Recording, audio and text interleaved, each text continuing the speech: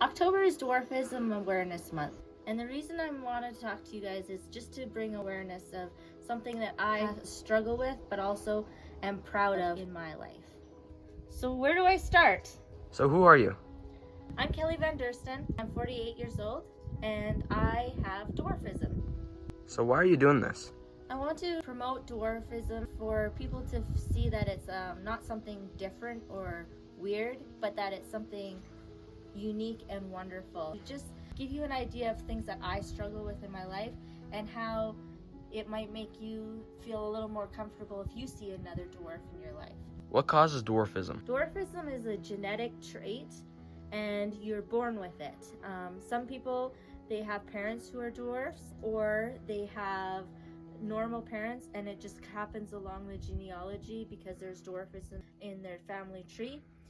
But it's just something that you were born with in your genetics. When did you first realize you were a dwarf? Actually, I didn't really notice a difference when I was growing up until I hit about grade 2. Then the kids got taller and I stayed the same. And I think that's probably when everybody else started to notice it too. There's things in my life that I actually did notice that were a little different, like clothes were a little harder to find to fit me, but I had a mom who was a pretty good seamstress. But I didn't really realize it until I hit grade 2. How has dwarfism affected you? There's a lot of things that it's affected. It affects me in my everyday life. The thing is I actually don't even realize that I'm different until I go to do something that I can't do and have to get help, like going to the grocery store. I always have to ask people to help me to reach stuff down. Driving, I have to get like special hand controls so I can drive. And just, using step stools. Even to go get my gas, I have to have this folding step stool in my car because sometimes I can't even reach to put the card in the machine. But overall, there's little things, but I kind of sometimes forget until I go to do something. But it's all about how you see yourself and how you approach life. And I decided that I can either feel bitter and sad and depressed about it, or I can go on living my best life, having fun, and just being positive. And that's what I choose to do. Me being a dwarf hasn't defined who I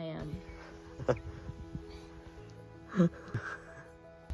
So what's my story? Well, I'm the only dwarf in my family. My parents and my siblings are all average height. Growing up, I did things normal. I tried things. My parents were really firm believers in not babying me or treating me like anything like I had a disability or anything like that. Growing up in school, I went to public school for first 4 years, well, kindergarten to grade 4. In kindergarten, grade 1, there wasn't much difference. Like, I didn't notice anything. I don't think other kids really noticed anything. When I hit grade 2 is when kids were discovering that I was a little bit different. Then going into grade 3 and 4, those were really dark times for me. There's a lot of bullying. They just didn't understand back then.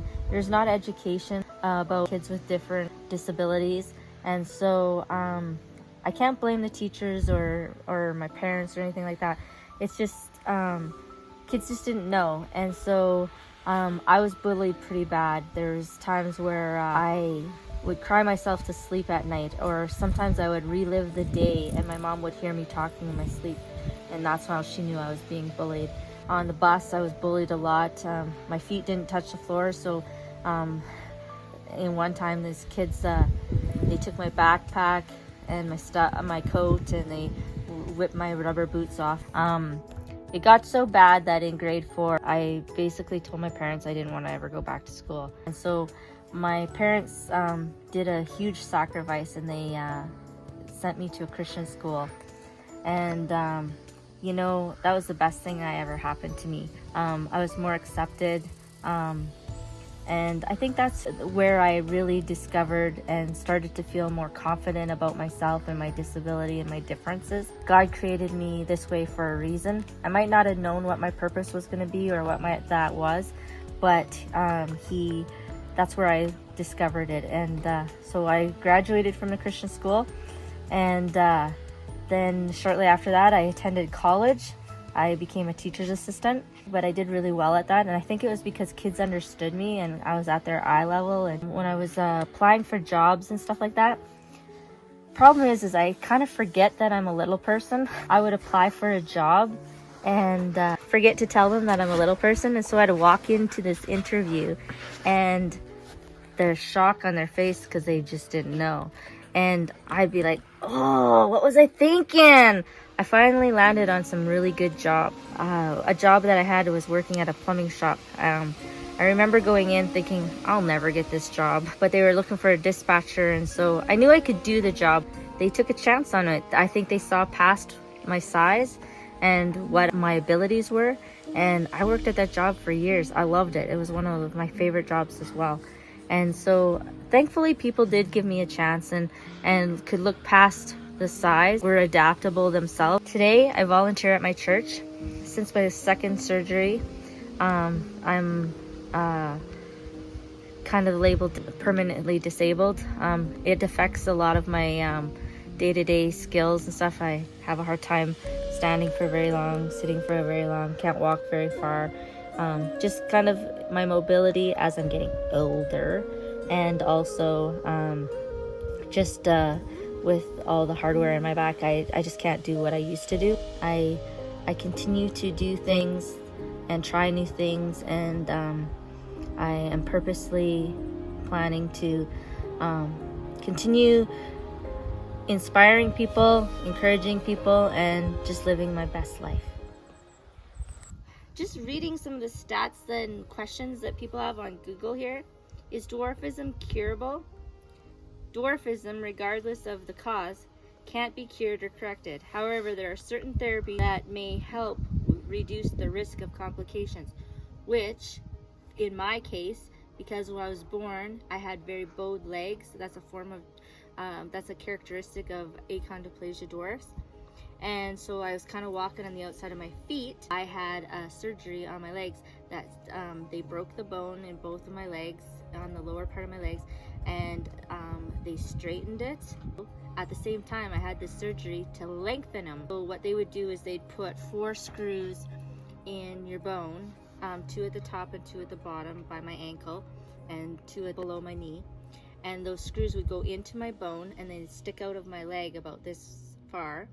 And then they'd put a bar like this that attached to the screws. Every day I would turn a knob at the top of the bar that would turn those screws a quarter turn every day, and it would pull my bones apart like this. And then my bone would try and regenerate and grow, but they would pull it apart like this so that I could get extra height. And they can't do a whole bunch because your bone takes quite a while to regenerate and grow together, and sometimes what it'll do is it'll actually grow into a point, and then that bone would be brittle. So they can only do it so far so that it stays solid and strong. Just a few years ago, just before COVID, I had to have a second surgery, and that was because on the first surgery they put 2 rods on either side of my spine and 18 screws that attached to it just to keep my spine straight.